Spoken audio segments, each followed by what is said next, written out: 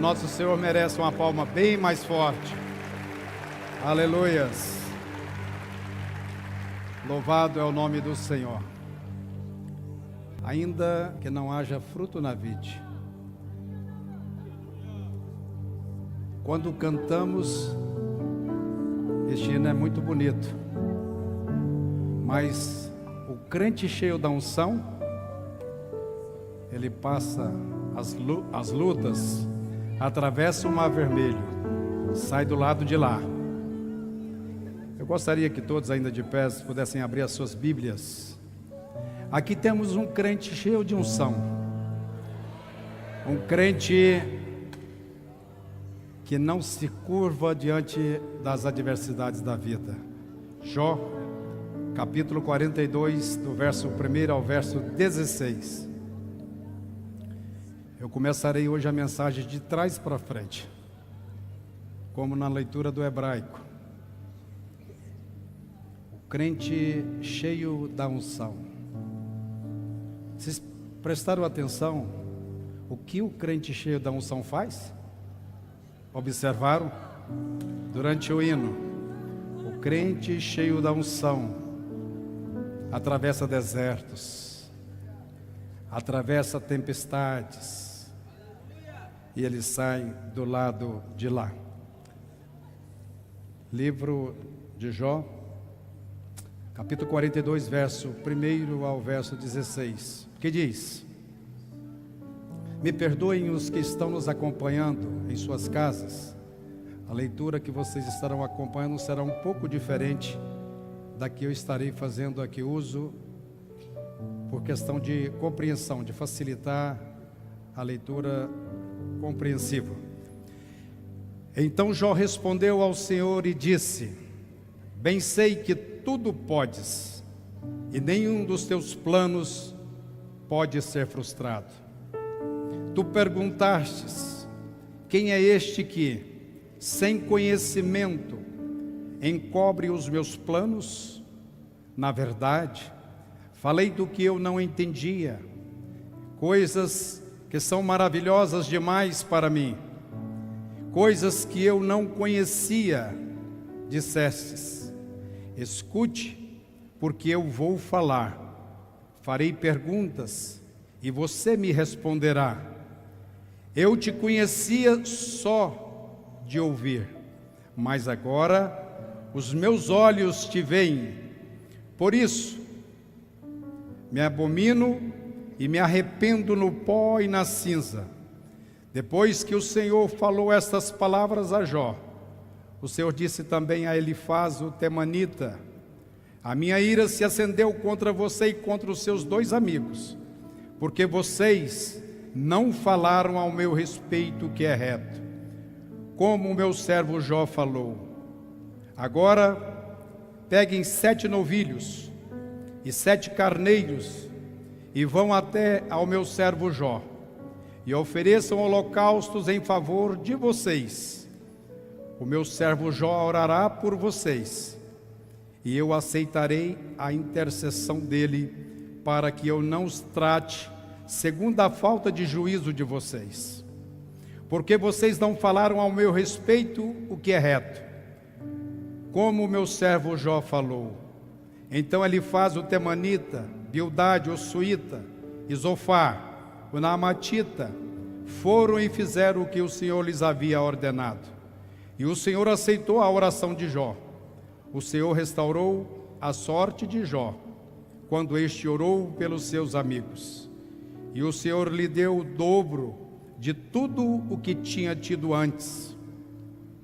Então vieram a eles todos os seus irmãos, todas as suas irmãs e todos os que haviam conhecido antes, e comeram com ele em sua casa, e se condoeram dele, e o consolaram por todo o mal que o Senhor, e se condoeram dele, e o consolaram por todo o mal que o Senhor, nosso Deus, tinha enviado sobre ele. E cada um lhe deu dinheiro e um anel de ouro. O Senhor abençoou o último estado de Jó, mais do que o primeiro. Amém. Senhor Jesus, diante da sua presença aqui estamos. Que eu seja, Senhor, capaz de transmitir a tua palavra, de transmitir, Senhor, a palavra do Senhor ao coração dos teus filhos que aqui estão. Senhor, que a tua palavra, que é viva, que é eficaz, é mais penetrante que espada, é mais forte que qualquer instrumento que o homem possa usar. Senhor Jesus, diante da sua presença aqui estamos, agradecidos por mais uma vez estar em tua casa. Derrame, Senhor, sobre cada um dos teus filhos, e aqui o fazemos em o nome de Jesus. Podeis assentar.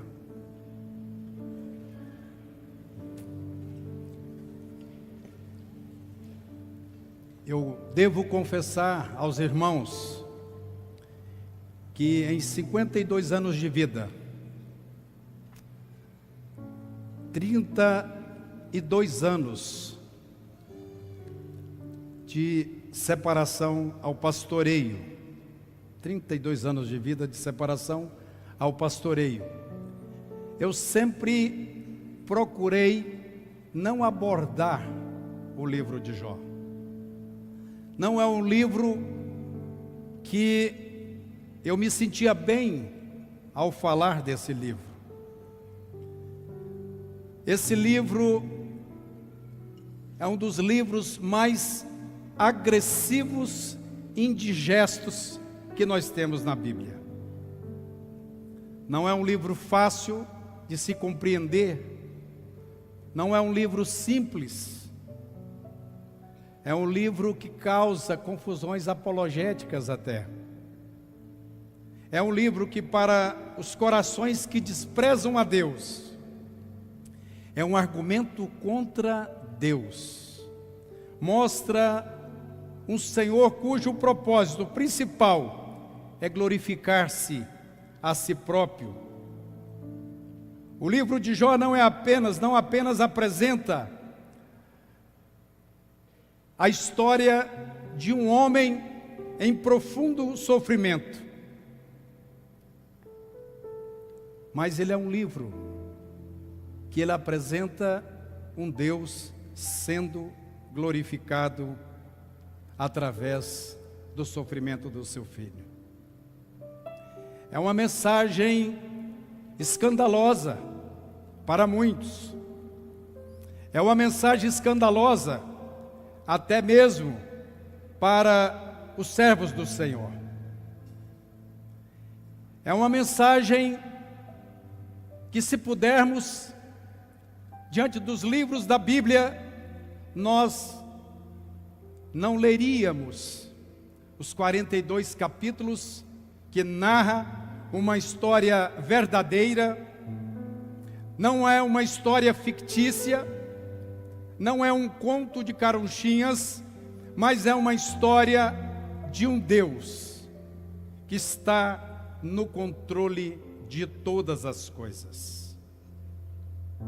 É um Deus que governa toda a criação.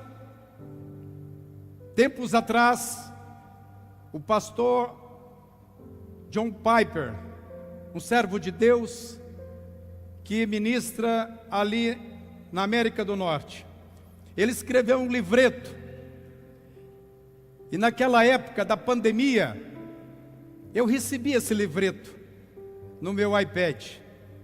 Eu olhei o título que dizia Coronavírus e Cristo, e ele trazia uma narrativa naquele livreto de que a pandemia era algo que tinha sido liberado e criado pelo nosso Deus. A pandemia, quantos aqui passaram, perderam familiares? Quantos aqui sofreram em hospitais? E muitos até sequer tiveram a oportunidade da internação, porque os leitos estavam todos cheios. O presidente da República, à época, ele diz, abre aspas, isso é uma pequena gripe, fique tranquilo, porque isso vai passar. se você está alimentando bem, se você está fazendo o exercício devido, isso vai passar. Fecha aspas. Isso lhe custou um preço muito alto. Eu imagino que essas palavras proferidas por ele era muito mais na intenção de trazer uma tranquilidade para a nação, para o mundo, que naquele momento sequer nós sabíamos se estaríamos vivos no dia seguinte ou se estaríamos vivos nas semanas, nos meses seguintes. E ele diz, com todas as letras, e no livro que ele escreveu, no livreto que ele publicou, teve acesso algumas pessoas. Algumas pessoas comentaram, como é próprio dos nossos dias. Alguém posta algo interessante, alguém posta algo divergente daquilo que ele não concorda, e ali enche-se de comentários, publicações. E um senhor escreveu, John Piper, esse seu Deus é o meu diabo. Como que um Deus tão poderoso, tão generoso, a esse Senhor que aqui agora estamos na Assembleia de Deus Ministério Fama, para buscar, para adorá-lo, para oferecer um culto santo e agradável a Ele. Qual o motivo que Deus, John Piper, permitiria tantas mortes, tantos desastres, tantas catástrofes? E Ricardo Godinho, o maior ateísta aberto, ele diz, olha, se esse Deus, abre aspas, é um Deus que manda vírus, que traz a calamidade para os seres humanos, que envia pandemia, este Deus não é um Deus, esse Deus é um monstro. Fecha aspas, Ricardo Godinho. Não posso conhecer, seja a vontade de Deus, alguém que seja atropelado. Nós não podemos e não queremos reconhecer que uma criança que nasce com ossos de vidro, seja algo desenhado e escrito por Deus. Não podemos acreditar que uma jovem que vem à igreja, que adora a Deus, ela seja abusada em algum canto de escola.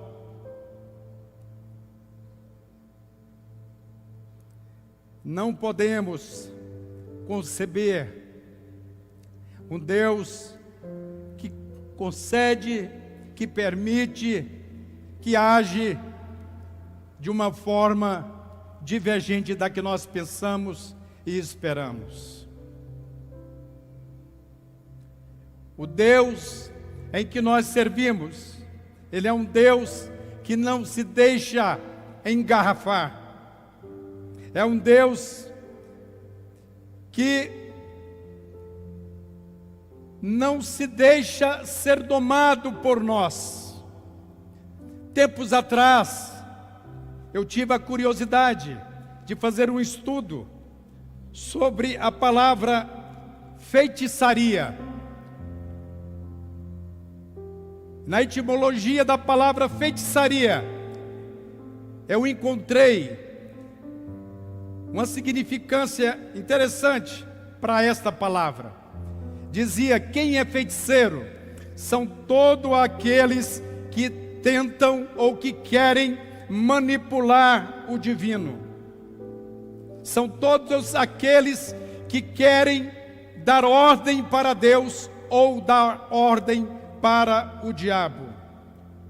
Se nós olharmos pelas lentes da fé para as circunstâncias da vida presente, nós entendemos que ele nada é o nosso Deus, o Deus soberano, o Deus bondoso, o Deus generoso e que controla e que governa todas as situações.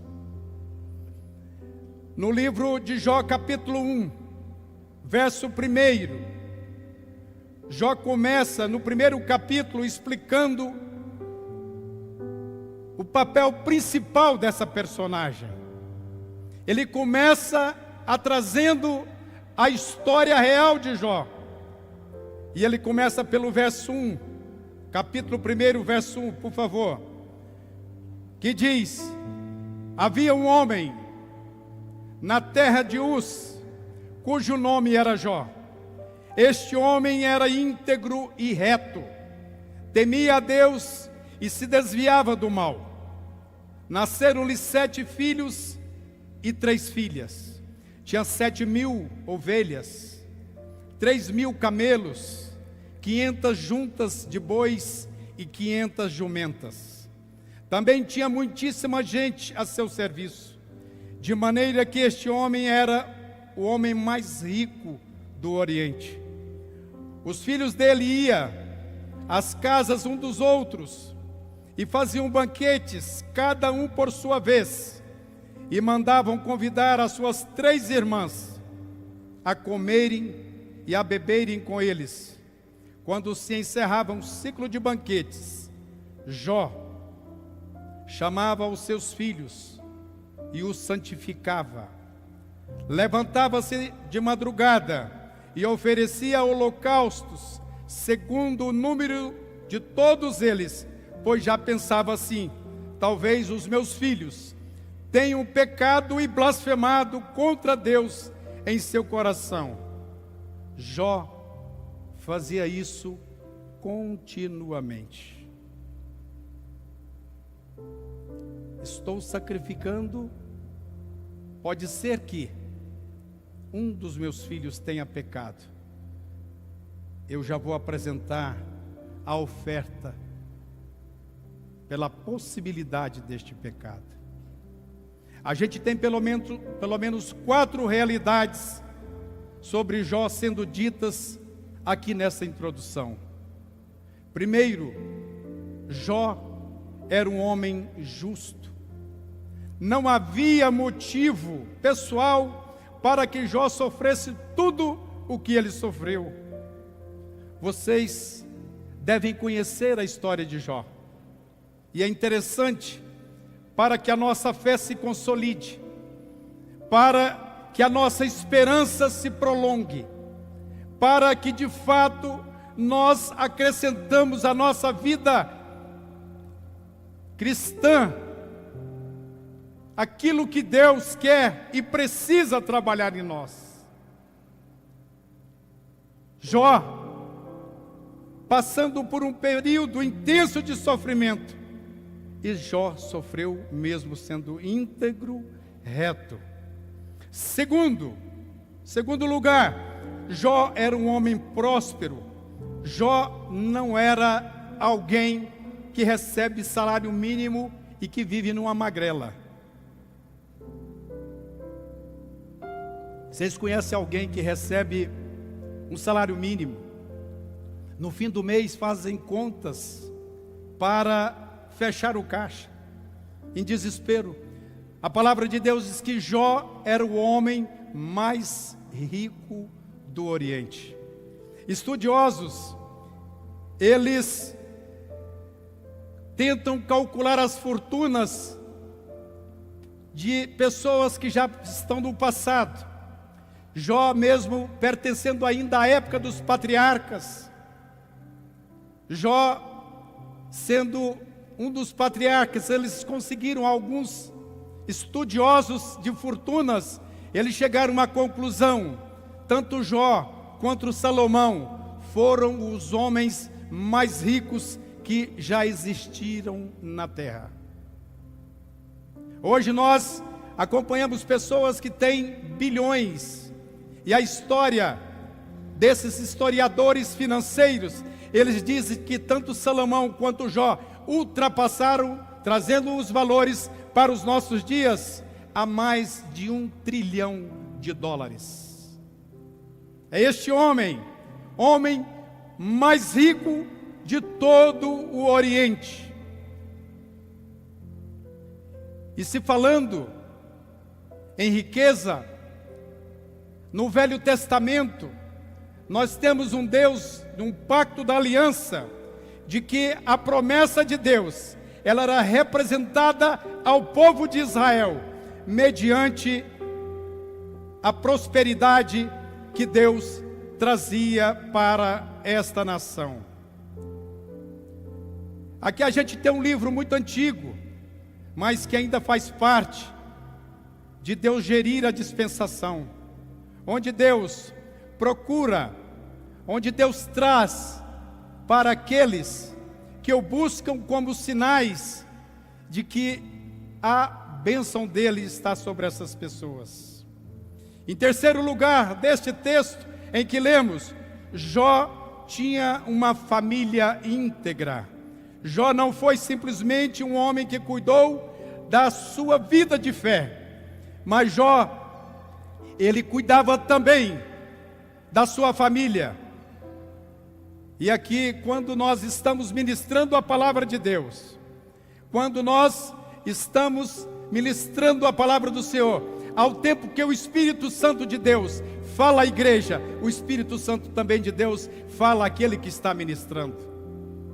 Era uma prática comum, pastor Edson País. Na nossa infância, na nossa adolescência e juventude, na casa dos meus pais, nós tínhamos a prática do culto doméstico. Nós tínhamos às 3 horas da manhã um compromisso de oração na igreja. Eu percebi aqui o pastor Lucas convidando: irmãos, nós teremos a partir de amanhã, às 6 horas da manhã, nós teremos na torre de oração, ali busca a Deus. Nós estaremos em oração, dobrados os joelhos, para que o Senhor venha nos alcançar e venha nos abençoar. Jó era um homem que, além de se propor ter uma vida de integridade, de busca ao Senhor, ele também preocupava com os seus filhos, que ele pudesse levar, que ele pudesse trazer a sua família até a casa de Deus, que pudesse levar a sua família também a conhecer o Deus em que ele servia. Na casa de Jó havia paz, na casa de Jó havia comunhão, na casa de Jó, mesmo as suas irmãs, pelo texto bíblico demonstra, ele não diz que as irmãs de Jó, elas também celebravam junto a Jó, e ele era um sacerdote de sua família. E em quarto lugar, Jó era um homem pastoral e um homem missionário. Jó cuidava do coração dos seus filhos. Jó sacrificava pelos pecados ocultos. E no livro de Josué, nós temos a história de Acã, quando o Senhor determina que não era para que Josué continuasse a orar, para que Josué continuasse a buscar o Senhor. Ele dizia: olha, Josué, eu dispenso a oração agora. E é interessante que em toda a Bíblia, são raras as vezes em que Deus determina que alguém pare de orar.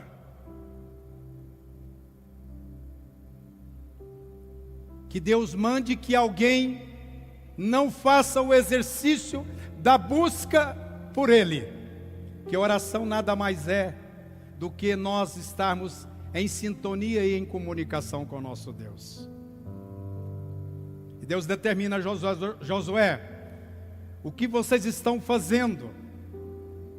E eu creio que dentro do coração de Jó havia essa perspectiva de Josué, e do coração, ele não tinha o livro, o Pentateuco escrito, Jó não tinha o próprio livro de Jó escrito, mas a forma que ele comunicava com Deus, a forma de intimidade que ele tinha com Deus, ele entendia que para ele se aproximar de Deus, entendendo essa situação de Acã, quando Deus fala: Acã, Josué, diz ao arraial, diz ao meu povo, que enquanto vocês não propuserem, enquanto vocês não consertarem, enquanto vocês não buscarem a mim de uma forma correta, eu não ouvirei as vossas orações.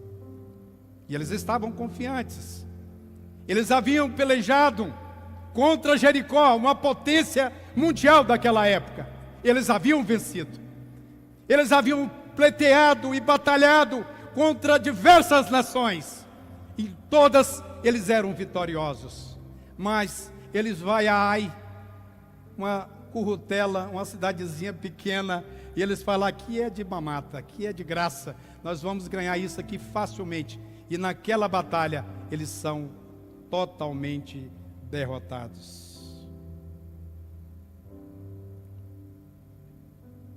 A resposta de Jó. Jó, ele começa a se angustiar e a perguntar, como eu disse no início dessa palavra: por que, Senhor? Por que estou passando tanta luta?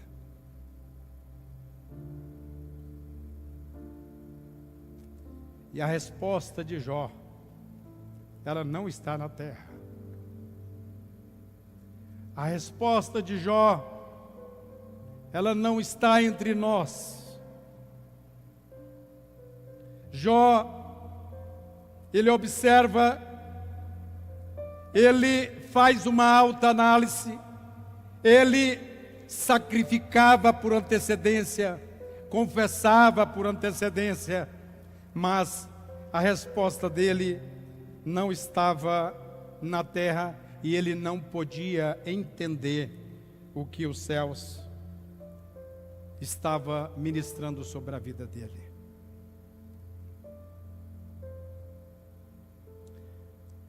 E ele busca por mais resposta, e a resposta que ele tem é nada.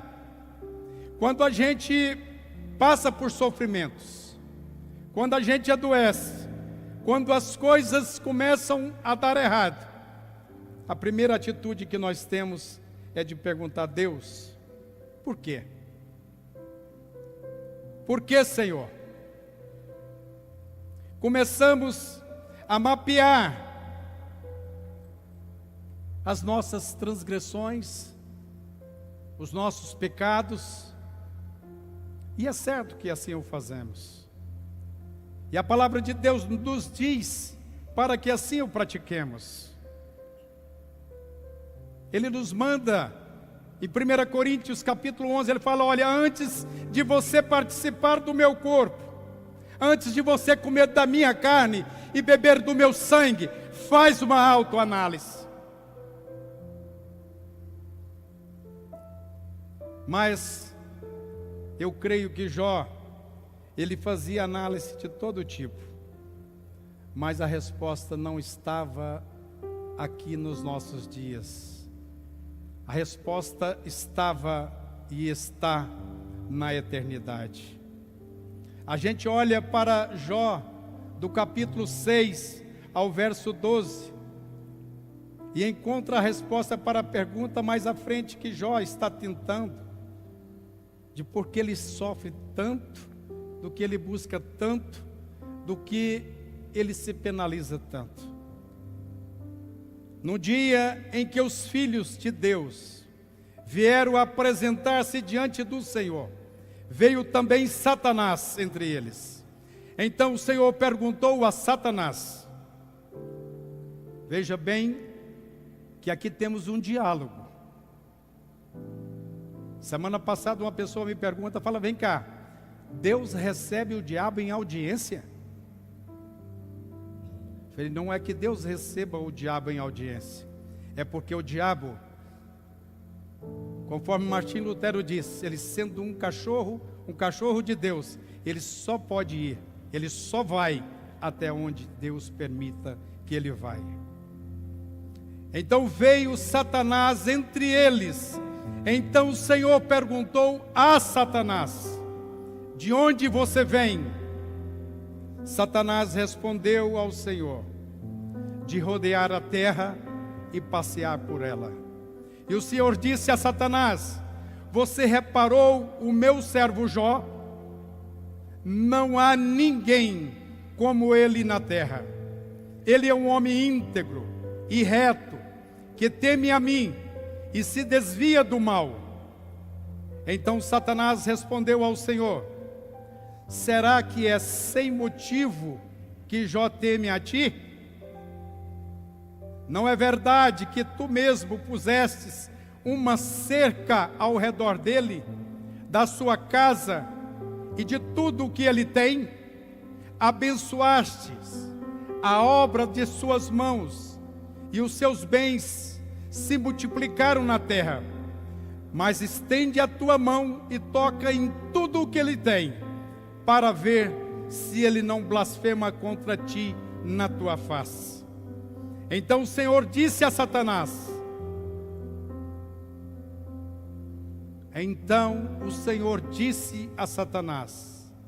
pode fazer o que quiser com tudo o que ele tem, só não estenda a mão contra ele. Então Satanás saiu da presença do Senhor. Aqui a gente tem um relato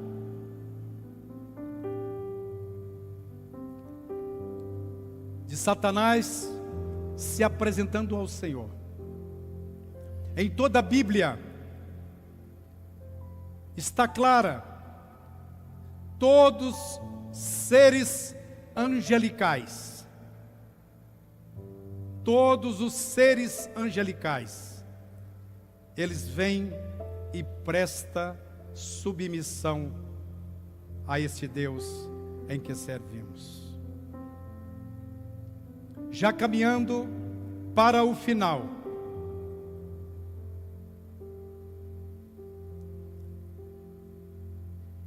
Deus, Ele quer fazer através das nossas lutas. Ele quer, Tiago, ele diz que o passar por muitas provações, o passar por muitas provas, vai gerar em nós uma esperança, uma expectativa, porque hoje a grande maioria dos institutos de pesquisas, eles dizem que o número de desigrejados é um número muito alto. O número daqueles que se decepcionam com Deus, que se afastam de Deus, porque procuraram um Deus que estava engarrafado dentro de um atendimento personalíssimo, de um Deus em que eu pudesse, como ser humano, dar ordens a Ele, e Ele me atender na hora, no momento e na minha necessidade que fosse solicitado. A palavra de Deus diz que se nós esperarmos em Deus, somente nesta vida, nós seríamos os mais infelizes dos seres. Deus permite que as provações e as lutas, aqui o texto, ele diz que no primeiro mensageiro, ele traz uma notícia de completo desastre para Jó. E resumindo, ele diz: olha, Jó, você perdeu os seus filhos, você perdeu os seus animais, você perdeu tudo quanto você possuía. E além disso tudo, Jó, você perdeu também a sua saúde. Vocês já perceberam que quando nós enfrentamos apenas uma enfermidade, nós nos desesperamos? Esses dias, essa semana, me ligou o alerta. Vários profetas me ligaram e falaram: olha, estou te ligando porque Deus mandou orar pela sua saúde. Falei: graças a Deus. Falei: mas vocês estão me assustando, porque não é só um. A história diz, os historiadores diz que Jó, ele teve mais de 29 doenças mortais. Não era diagnosticado como câncer, mas com certeza as úlceras, a pele de Jó, ela se tornou cancerosa. Teve câncer. As doenças que Jó teve, mas ele termina e ele diz: olha, diante de tudo o que eu passei, diante de tantas as provações que eu passei, hoje eu sei que o meu Redentor vive. Hoje eu conheço o meu Deus face a face. Antes eu conhecia de ouvir falar. Antes eu conhecia por uma distância. E eu imagino que muitos têm se entristecido, que muitos têm deixado o convívio da casa de Deus, muito mais porque desejou algo e não teve. Um parente que perdeu por uma tragédia.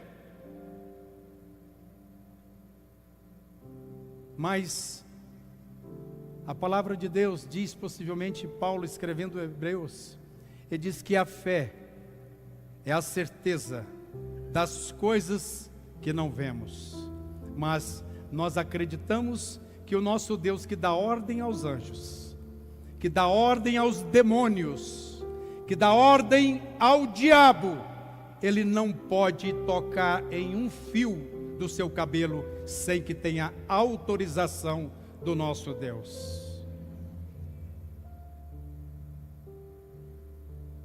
Não vamos fazer teologia com a miséria e com as desgraças das pessoas.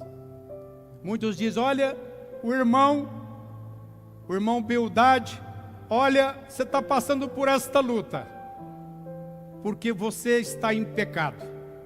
Quantas vezes muitos de nós, de vocês, ouviram essas frases? Mas a palavra de Deus nos orienta. Quando os amigos de Jó tiveram que voltar para receber o perdão de Deus, tiveram que levar ofertas e receber a oração de Jó, para que eles não fossem severamente punidos.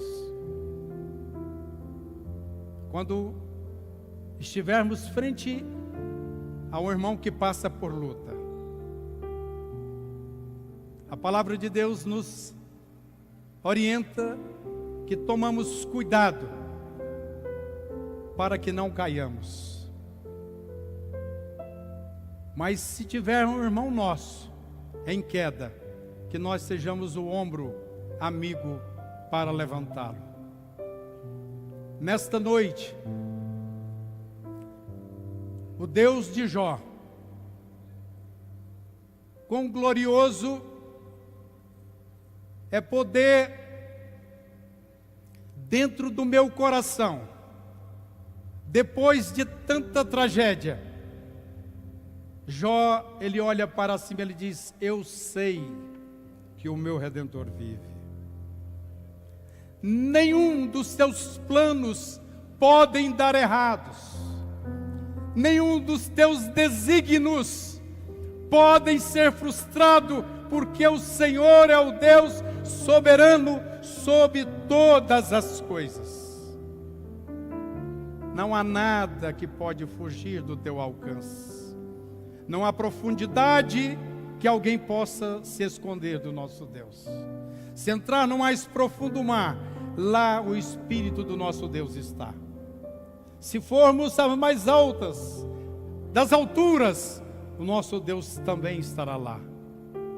Vale a pena adorar, mesmo na adversidade. Vale a pena buscar a Deus, mesmo na enfermidade, porque Ele, ao seu tempo, glorificará o nome do seu Filho, através da nossa vida, através da nossa perseverança, através da nossa fé. Muitas pessoas imaginam que ter fé, uma grande fé, é ter pensamento positivo, é pensar positivamente. A fé, ela vem do ouvir a palavra de Deus, mas a fé ela está muito mais ligada à perseverança, é passar pela luta, é passar cantando. O crente cheio da unção, ele atravessa. O crente cheio da unção, pode a figueira, pode a videira não dar o seu fruto, mas mesmo assim, ainda assim, ele permanece fiel ao Senhor, que Ele é o consumador da nossa fé. É Ele quem dá, é Ele quem tira. Louvado seja o nome do Senhor.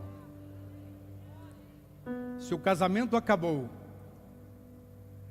Deus está no controle, foi porque Ele permitiu. Se o filho partiu antes de você, foi porque Ele permitiu. Se a tragédia aconteceu e as mágoas, a psicologia diz que Jó podia ter desenvolvido vários gatilhos. Jó podia ter escolhido ir para a sarjeta, tomar um copo de cachaça e ali deixar os cães lamberem a sua boca. Mas ele disse: não, Deus me deu, Deus tomou, louvado seja o seu nome. Coloquemos de pé nesse instante.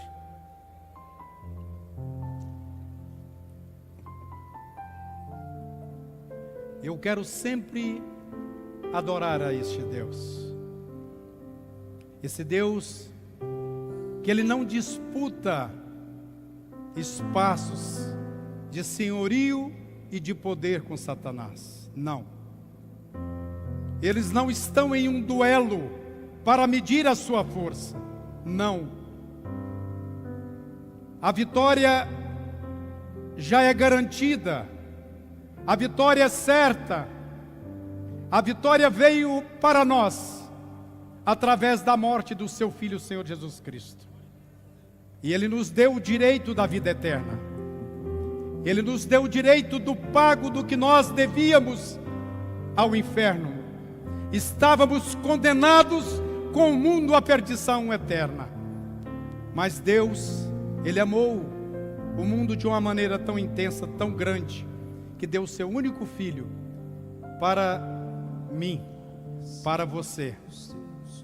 A você que hoje veio a este culto e ouviu essa mensagem dura. Eu preferia falar de uma mensagem que você vai prosperar, que tudo vai dar certo, que nada de ruim vai acontecer na sua vida. Mas não é o que a palavra de Deus diz. Ela diz que você precisa receber o Filho do Deus vivo, o Senhor Jesus, como Salvador da sua vida. Você precisa receber esta palavra, essa mensagem. Jesus morreu para aqueles que o receberem, e foi dado o direito de serem filhos de Deus, aqueles que aceitarem o Senhor como único e suficiente Salvador das suas vidas. Você que ainda não recebeu a Jesus, você que ainda não aceitou o Senhor Jesus como Salvador da sua vida, vem à frente recebendo a Jesus, confessando Ele, confessando o Filho de Deus como o único que pode redimir da vida, do caminho da perdição, da condenação eterna. Como Jó: Senhor, tudo está em tuas mãos, e eu sei que o Senhor pode e salva aqueles que se rendem ao teu chamado. Há alguma pessoa que aqui está dentro deste templo, ou que está nos acompanhando através das redes sociais, quer aceitar, receber ao Senhor Jesus como Salvador? Dias atrás, nós tivemos a oportunidade de ministrar a uma pessoa muito querida, avô de minha esposa, sendo também meu avô, pai da Áurea. Nós ministramos a vida daquele senhor, um homem muito piedoso, generoso, talvez uma das pessoas mais generosas em que conheci, um coração muito bondoso. E ali, quando nós ministrávamos a palavra dele, ele dizia: olha, eu consigo enxergar em muitas linhas de pensamentos religiosos, de pessoas ou de coisas boas. E mais ao final da sua vida, eu disse a ele, falou: olha, a única forma, o único caminho de o Senhor encontrar com o Senhor Jesus é através do sangue do Cordeiro que foi derramado na cruz do Calvário. Não há outro caminho. Aqui temos vida aceitando a Jesus como Salvador. Não tem outro caminho que te conduz à vida eterna. Vocês hoje tomam não a melhor atitude. Hoje vocês decidem pelo único caminho que conduz à vida eterna. O único caminho que conduz à salvação das vossas almas. A palavra de Deus diz que naquele dia, aqueles que me confessaram como Salvador das suas vidas, eu também confessarei diante do meu Pai que está nos céus. Vinde, benditos de meu Pai, vinde, desfrutai do reino que está preparado desde a fundação dos séculos, para o gozo eterno, para estar comigo, para juntos celebrarmos o gozo da eternidade.